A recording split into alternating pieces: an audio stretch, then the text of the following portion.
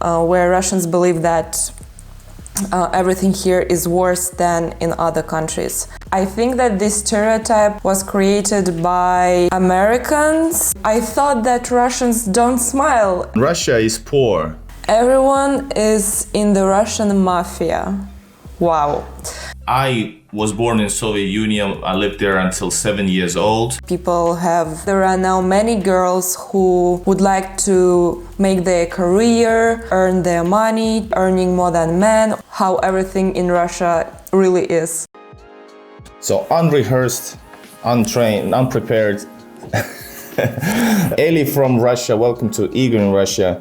Great to have you, and thanks for making it happen. Thank you so much for having me. I'm really excited about this interview to answer all your questions. I'm sure it's gonna be super interesting. So in this video, we're gonna be talking about the Russian stereotypes. Are they true or not? I gathered from internet some most common stereotypes about Russia, and I gotta say that a lot of them were really funny, and it's hard for me to understand that are people actually thinking this way? But I guess so, because this list has been copied in different forms in different websites about Russian stereotypes. But do Finnish people believe in these stereotypes that you found? Well, a lot of them, yes, and I actually covered that also, like in my earlier videos. So number one, Russians are unfriendly, humorless, and never smile. The first thing you do is smile. That's for you. What do you think?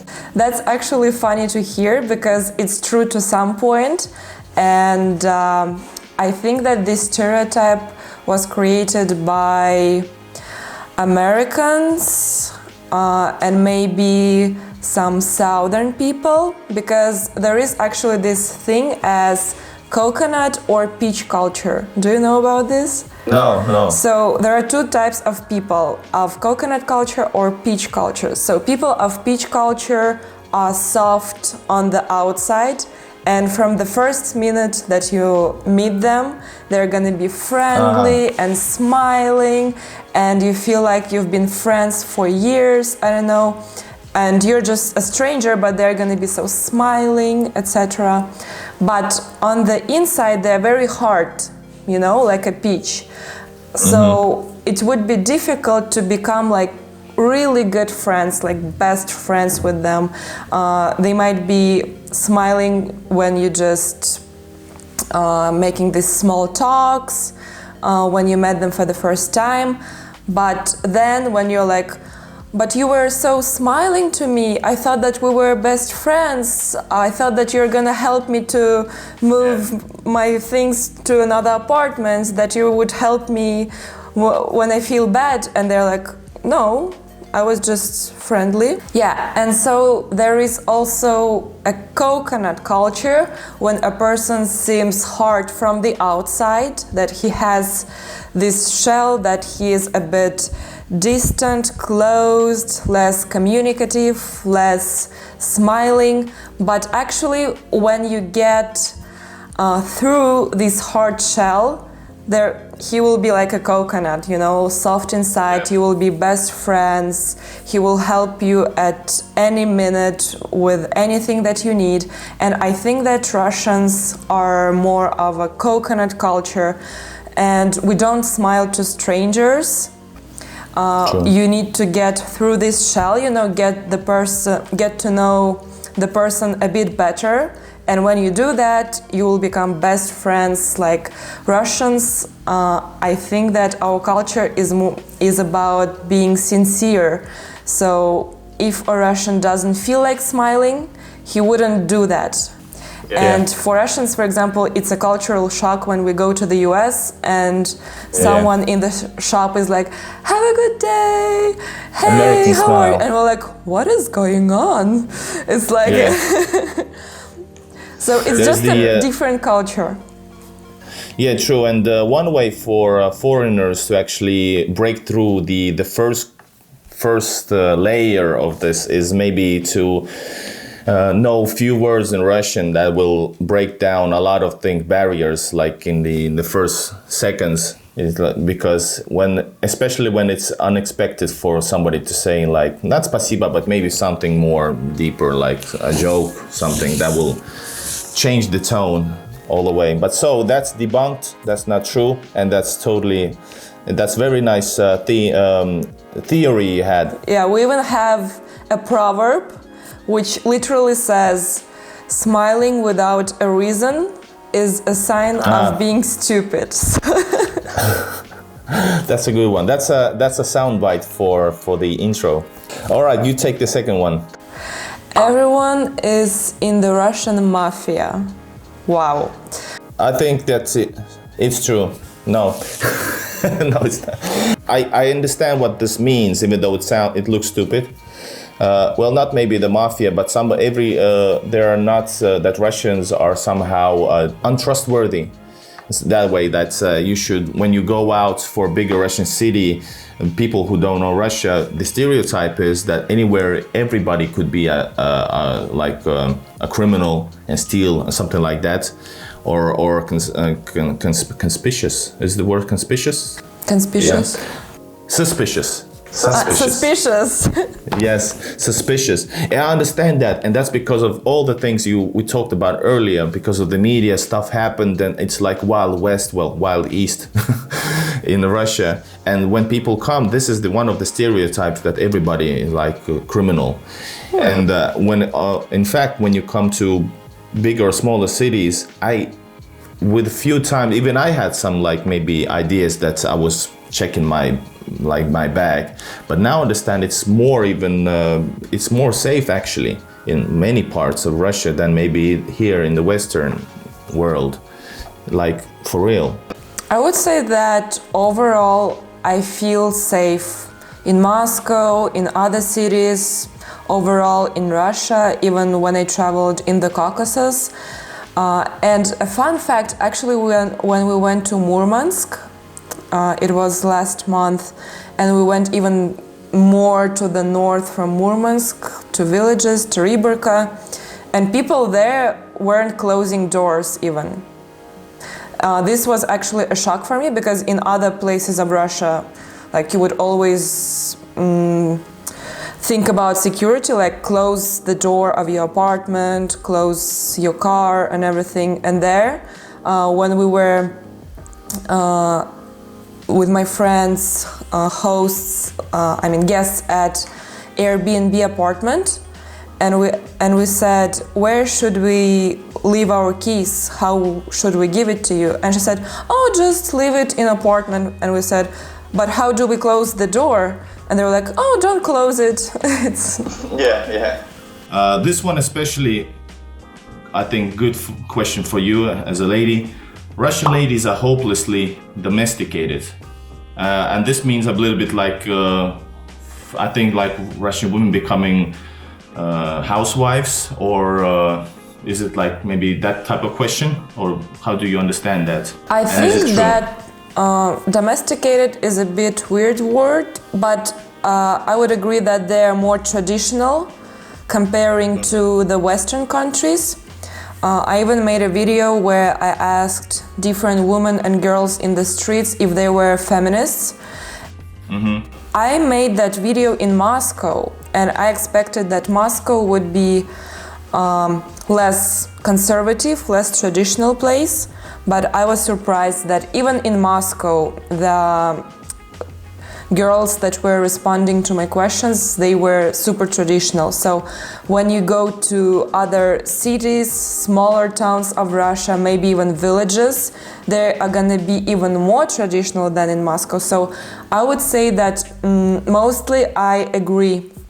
I do agree with this statement that Russian women are more traditional, even though there are now many girls who would like to make their career, who would like to earn their money, to be earning more than men, or not less than their husband, to be super equal. But still, there are these traditional values where many girls, they still think that a man should be stronger, should earn more, should be the strong shoulder who you can rely on, that he should be the support of the family, that overall he should be stronger.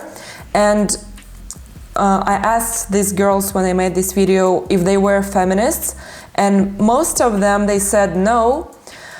But I think it's because feminism in Russia is considered like this phenomenon is a bit distorted, you know. It's connected here to men hatred. Yeah, to being it's a like, very old view, I think, because it started in Europe, and I think Russia very often is a little bit lagging behind in some like phenomenons. Yes, So that's probably why. Europeans had also. It's yes, an old vision, and like, feminism is about being equal, right? Not identical. But what we see, like how Russians see it, is that in many Western countries, girls are equal already, but they want to become identical. And they start to hate men, or there are, for example, many girls that don't look after their appearance. They say, why should we do this? Yeah. So that's why feminism in Russia has a bit negative like notion. Yeah.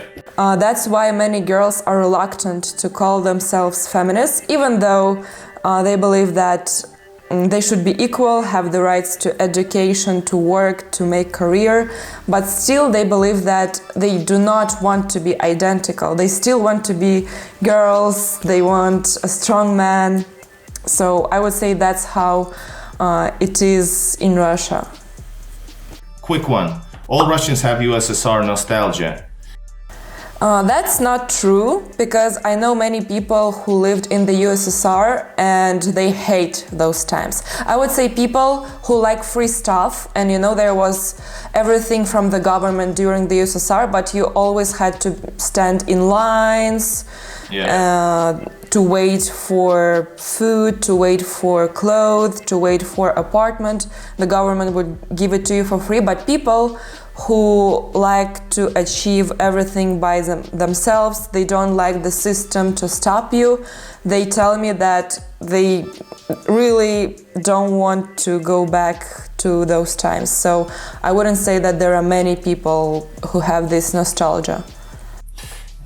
I was born in Soviet Union. I lived there until 7 years old, and I think it's a little bit, not that there's no right or wrong. You can have nostalgia and it's okay. But if, for example, just wondering, because I am one of those who have this nostalgia, and maybe it's been romanticized by some like pop culture and Russian pop culture somehow. Do you have this nostalgia because the life was better? Like, why? Not life. Probably it's something to do with like being proud with your heritage, that type of thing, like strong country, a true superpower. Back then, achievements, you know, all this basic stuff. First man on the in the cosmos, and that type of stuff. Maybe it's like a spiritual thing, because life probably wasn't better. What else would have been like? Still remember that having an orange is like a huge New Year thing. Like, yes, it's a new year, I can have oranges. You know, this you probably also can relate. Oh no, did you have this? No, you did. I wasn't born in the Soviet Union, so I can't really tell. Sorry, but I'm not gonna ask when. But yeah, I was born after 1993. Thanks a lot. That made me feel very, very old. No, I mean, I can understand. People probably had this sense of a superpower. But then when the Soviet Union collapsed, there wasn't a superpower and there wasn't strong separate countries yet, so probably they missed that sense. Yeah, yeah. Russians are extremely superstitious, which I think that it's true, especially if we talk about older generations. I grew up with my mom and dad telling me every day that I shouldn't do something, and when I asked why, they would say, just because, you know. For example, there were rules at my house that you cannot put keys, empty bottles or gloves on the table because you won't have money, for example. Russians still have this superstition that you cannot whistle inside of any building because you will be poor for your whole life. That Black cat is traditional, running across the that streets. you cannot sit on the corner of a table because you're not gonna get married for the next 7 years or maybe forever. Or when I was drinking tea and I left my spoon in the tea because I was mixing with honey or something, sugar, and I was drinking, and she said, "Why do you drink with your spoon? You will never get married." I was like, how is this connected? We actually have many of these superstitions. Or when I wanted to give my mom money in the evening, and she was like, "Oh, you don't do money stuff in the evening." Or you don't cut your nails in the evening. What are you doing? You're crazy, There's a lot of new ones actually for me even. I have the traditional ones like whistling, coming from my parents also, crossing the streets and with if there's a black cat, mixed with the orthodoxy that you can reverse them with crossing making the cross sign. Funny that they reverse each other, you know, as a... I would say that younger generations are much less superstitious. Still, because we grew up with our parents, and you hear this for your whole life, you know, that if you drink tea like this, you will never get married. And logically, you don't believe in it. But then you're like, oh, I will do this, you know. The worst one I still have is if there's if you walk in with let's say a wife or a friend or a family member, and there's a pole, and you have to cross it, or the what's the hatch? Yeah, if there's a hatch to the sewers.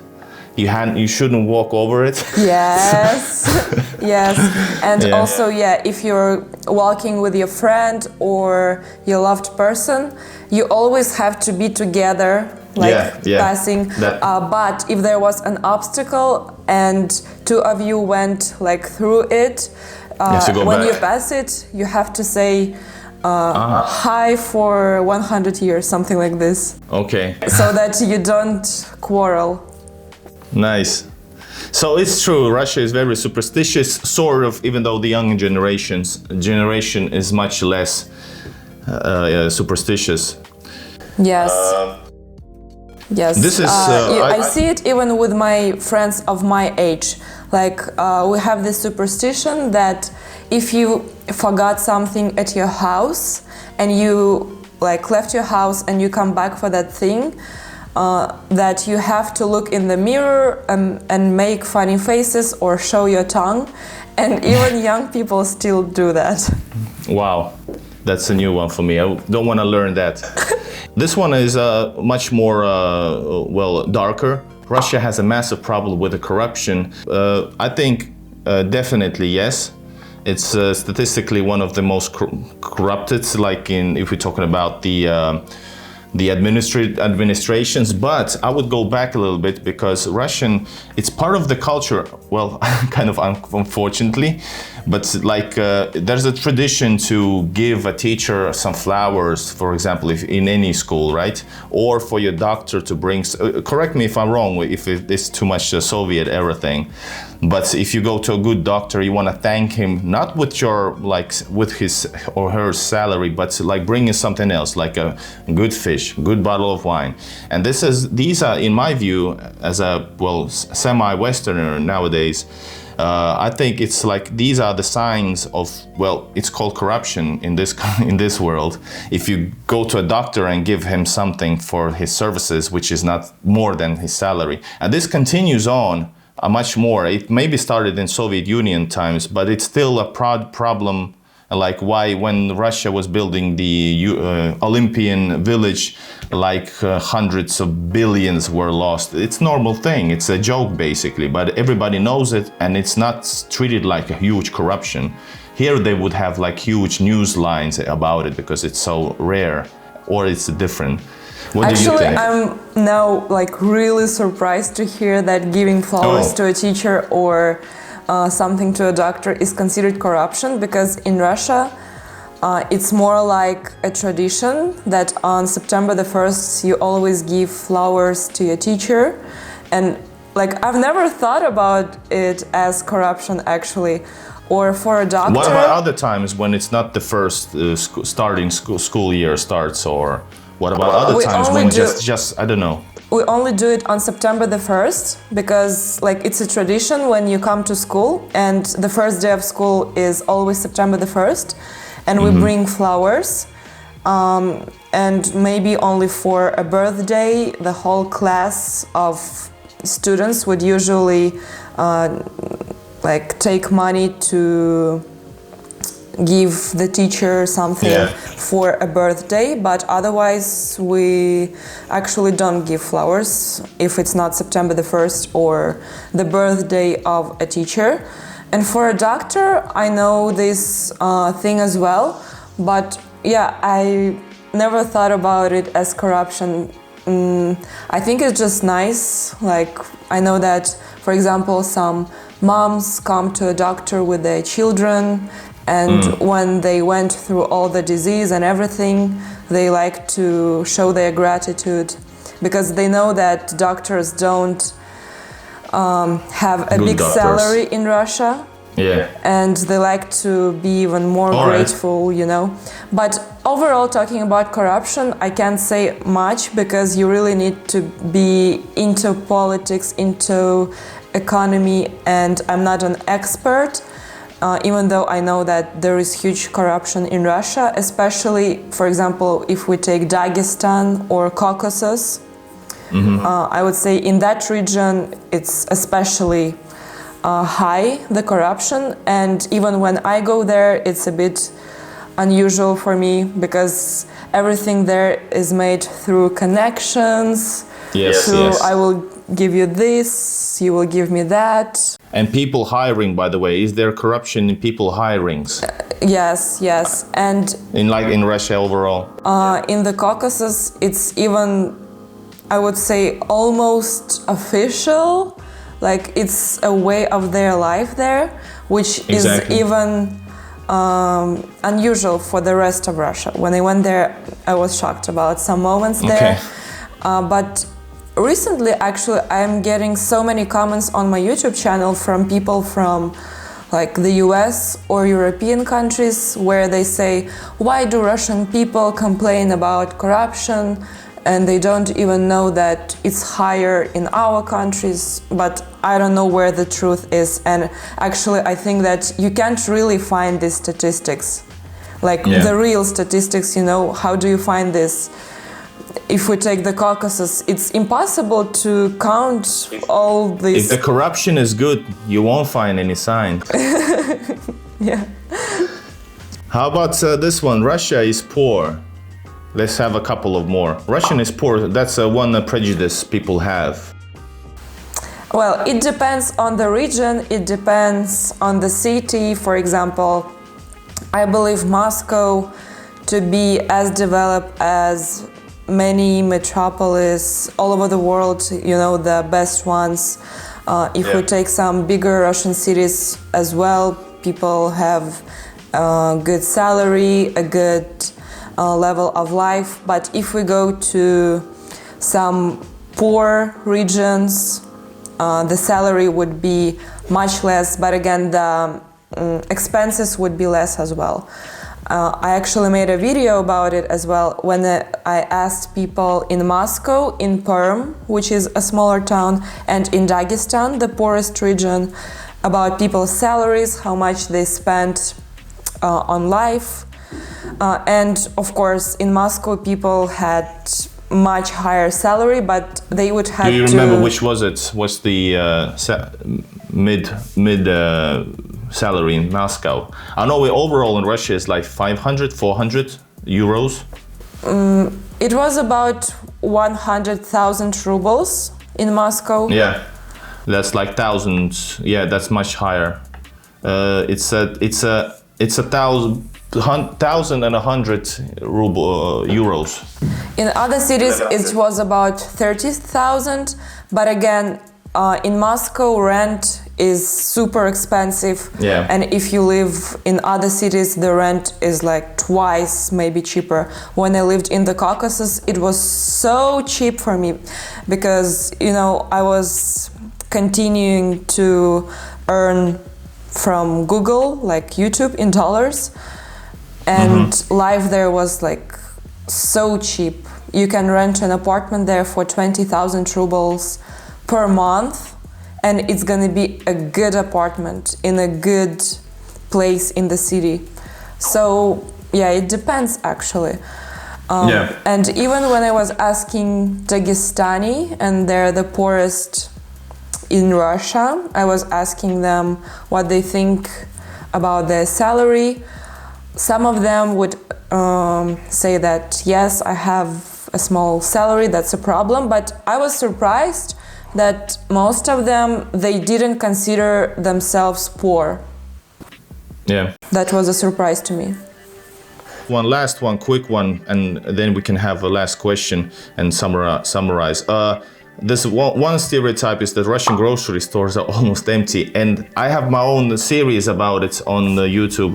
I actually try to find finished products in St. Petersburg grocery stores, and actually people wrote me like, "Oh my God, it's weird. I thought they're empty." So this means the image from the 90s. So obvious answer is no, they are not. There's a lot of food. There's a lot of local products because of the different political tensions. There's more Russian products now because there's like, well, not blockades, what's the word for it? So there's more Russian products and producers, and they're packed. And of course, the stuff comes from all around the world still, like Southern America, Caucasus, China, everywhere. I was actually like really surprised to see this, because this is probably true about the Soviet Union. Again, when people were standing in lines for many hours to get some, as you said, orange, you know, and they were like, wow, today it's a big day, we have oranges in our house, etc. But now, of course not. You can find products from all over the world, any food you want to get. You want to find also restaurants with foods of any country. Same about clothes or other things. Of course, this point about stores being empty is relatable only to the Soviet Union. This is interesting. There's one stereotype that Russians smoke a lot. Is it true, or why? Actually, I haven't noticed this stereotype, like that it's true. I wouldn't say that there are so many people smoking, plus there are so many places where it's restricted to smoke. For me, for example, it was a shock when I lived in Italy and people were smoking at the bus stops, in some places where I didn't expect people to smoke. So I don't know like the statistics of how many Russians smoke, etc. But I would say that generally there are so many places where you cannot smoke, so I don't notice many people smoking. For me it was a shock that so many people smoke in Italy, especially girls, you know. I don't see much girls smoking in Russia. In the Caucasus, for example, it's prohibited for girls to smoke. Compared to like, because the trip from here to St. Petersburg is like so quick, you can see the difference. It's been more and more regulated, just like in the European countries. The taxation is going up on the cigarettes, and all of these measures are good to countermeasure the smoking.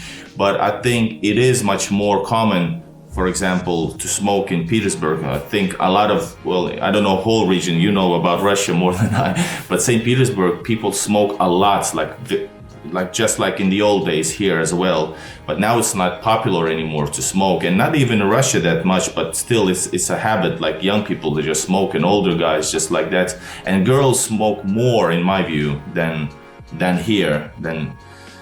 It's gonna go down, like for sure. All the taxation and these counter like marketing against it, it's good. But our time is almost up, and there's too many of the stereotypes. But I think we've gone through some of them. So Eli from Russia, thanks a lot for joining. It's been a great experience to actually talk to you and have these stereotypes breaking down, and actually to hear more about the person behind the YouTube channel, behind the stories, and behind the huge exploration of Russia, which is awesome. And I hope that you have a great, awesome experience in the upcoming videos. Thank you so much, Igor, for having me. That was a really interesting conversation, and as I know that there are so many stereotypes about Russia abroad, it's really interesting to discuss them and to tell how everything here really is. And sometimes it's funny to hear these stereotypes, but what we've discussed, some of them were true for some point, because stereotypes don't just appear from nothing, you know, so there is something true about them, but some of them are outdated, some of them are not fully true. So I hope that we were able to clear out for other people how everything in Russia really is. True. So good luck with that. And if you're new to Eli from Russia, you can subscribe to her channel, the link down below. And of course, sign up for my channel as well, Igor in Russia. Hopefully we'll do maybe a collaboration video in St. Petersburg, maybe Finland, Russian Finland. So good luck to you, and see you guys in the next video. See you. Thank you so much.